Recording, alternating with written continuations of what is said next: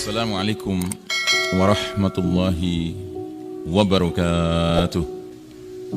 Nah, jadi kemunculan Al-Mahdi itu di ujung perjalanan umur umat Islam ini, yang berarti ketika tanda-tanda besar sudah mulai bermunculan. Dan tanda besar ini kalau kita sudah mengerti ilmunya, dapat kita jadikan sarana berdakwah kepada orang Nasrani. Karena orang Nasrani juga meyakini di akhir zaman akan turun dari langit sosok yang mereka sebut Yesus Kristus, ya. Kita nyebutnya Isa Al-Masih Ibnu Maryam alaihissalam, mereka menyebutnya Yesus Kristus. Dan kita nanti akan menyaksikan turunnya Isa alaihissalam. Ternyata tidak mencari gereja, dia masuk ke masjid, dia sholat subuh berjamaah dengan kaum muslimin, yang pada saat itu imam sholatnya adalah Al-Mahdi. Masya Allah, ya.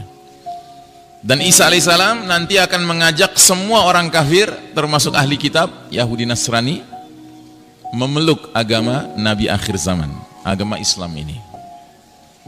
Bahkan dalam hadis sahih dikatakan Isa alaihissalam kalau sudah turun nanti dari langit, dia hanya menawarkan dua pilihan kepada orang kafir dan ahli kitab. Pilihan pertama, aslim taslam, masuk Islamlah engkau, niscaya engkau akan selamat dunia dan akhirat. Kalau nggak mau, diapakan sama Isa alaihissalam? Ya, diselesaikan. Loh, kok ngeri gitu Ustadz? Bukankah Isa alaihissalam itu digambarkan sosoknya santun? Iya memang. Cuman masalahnya adalah bukan masalah kesantunan di sini.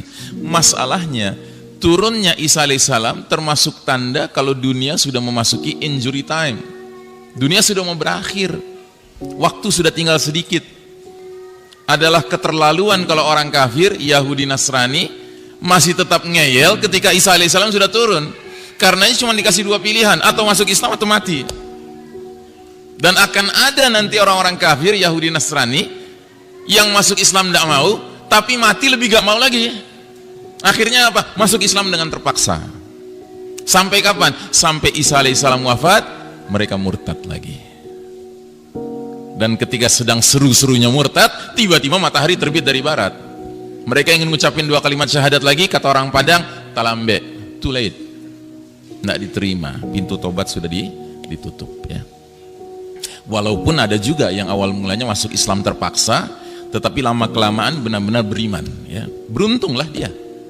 Ada hadis mengatakan, Nabi bersabda, kelak nanti kalau perang antara kaum muslimin dengan Yahudi, maka kaum muslimin akan berada di sebelah timur Nahrul Urdun, sungai Jordan. Dan Yahudi akan berada di sebelah barat dari Nahrul Urdun, sungai Jordan. Anda tahu, waktu Nabi menyampaikan hadis ini, para sahabat heran, apa itu Urdun, apa itu Jordan? Nggak ngerti mereka, karena zaman itu belum ada Jordan, Pak. Kita sekarang ngerti. Artinya apa? Nabi itu jangan ditanya, dia tahu tidak tahu tentang Amerika. Ya jelas tahu kalau dikasih tahu sama Allah.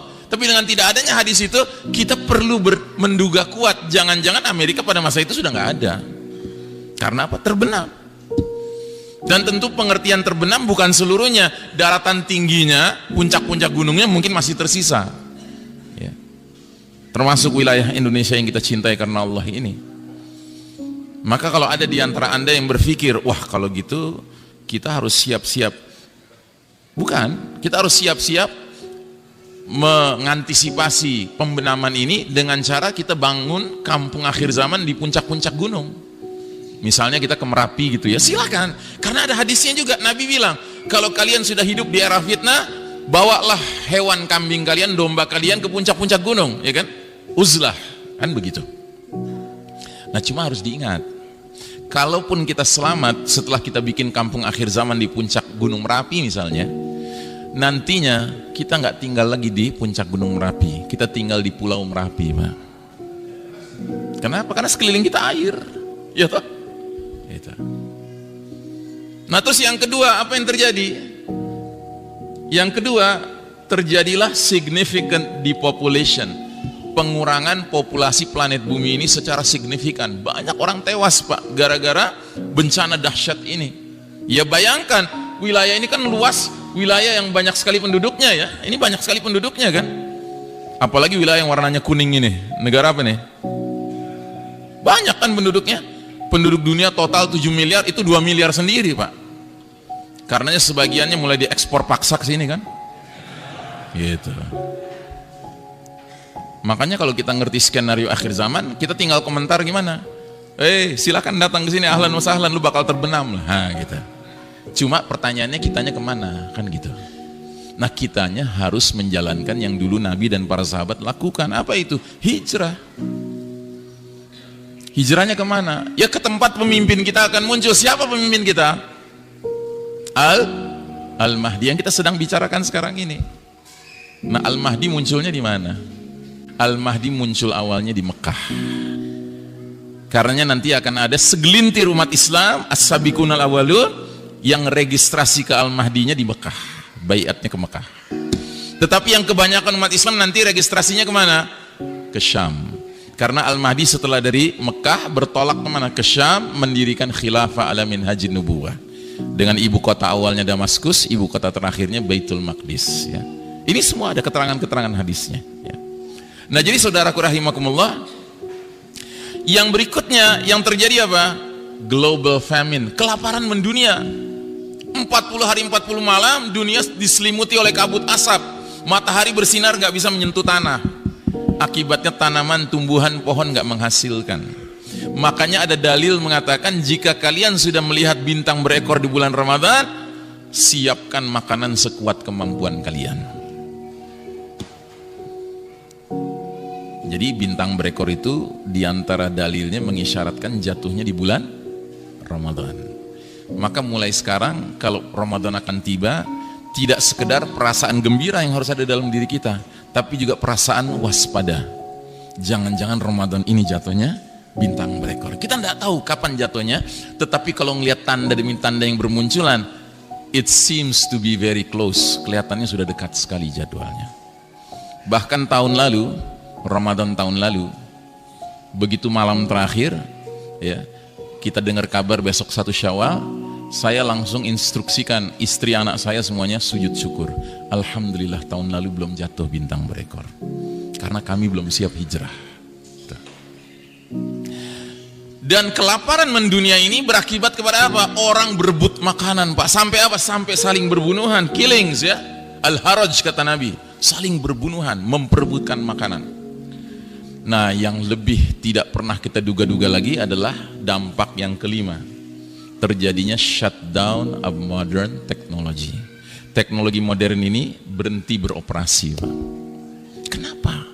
Ya karena batu besar jatuh dengan kecepatan tinggi, bergesekan dengan udara, tentu menimbulkan induksi besar-besaran. Yang orang barat katakan akan terjadilah fenomena EMP, electromagnetic pulse. Ya, semua benda-benda kelistrikan macet, tidak bisa berguna lagi. Bahkan ahli fisika mengatakan tumbukan batu besar dengan tanah akan menyebabkan zat-zat tertentu sifatnya berubah. Misalnya besi berubah zatnya menjadi lengket, sehingga instrumen-instrumen yang terbuat dari besi yang sedikit rumit saja tidak bisa dipakai lagi. Contohnya sepeda, rantainya besi, gearnya besi, nggak bisa dipakai lagi. Bedil, pelatuknya besi, pelurunya besi, nggak bisa dipakai lagi. Dan ini yang dikatakan Nabi sampai 3 kalimat diulang-ulang dalam hadis riwayat Muslim, hadisnya sahih. Nabi bersabda, wa'udtum min haitsu bada'tum, wa'udtum min haitsu bada'tum, wa'udtum min haitsu bada'tum. Kalian akan kembali kepada kondisi seperti sedia kala. Kalian akan kembali kepada kondisi seperti sedia kala. Kalian akan kembali kepada kondisi seperti sedia kala. Sewaktu Nabi dahulu menyampaikan kepada para sahabat nggak ngerti. Kenapa nggak paham para sahabat? Karena para sahabat nggak pernah mengalami menggunakan komputer, ya, HP, listrik, AC, ya, mobil, motor, pesawat udara, nggak ada. Tapi setelah hadis ini sampai ke zaman kita, kita pakai akal kita merenungkan apa ya maknanya ini. Oh, ini rupanya isyarat akan terjadinya kemacetan operasional teknologi canggih. Nah, yang lebih menarik lagi, Syekh Mubayyad dalam kitab Ensiklopedia Akhir Zaman mengatakan, jika peristiwa ini terjadi Pak, ini bukan keburukan bagi umat Islam, malah ini keberkahan bagi umat Islam. Kenapa? Karena begitu shutdown modern technology terjadi, dia terjadi di seluruh dunia, Pak. Akibatnya umat Islam bisa istirahat dari perlombaan mengejar ketertinggalan barat kafir di bidang teknologi. Sebuah perlombaan yang pada hakikatnya nggak akan pernah kita menangkan, Pak. Kenapa? Karena barat kafir curang. Mereka nggak rela kita menang. Jangankan menang, Pak, setara saja sama mereka nggak boleh kita, Pak. Buktinya apa?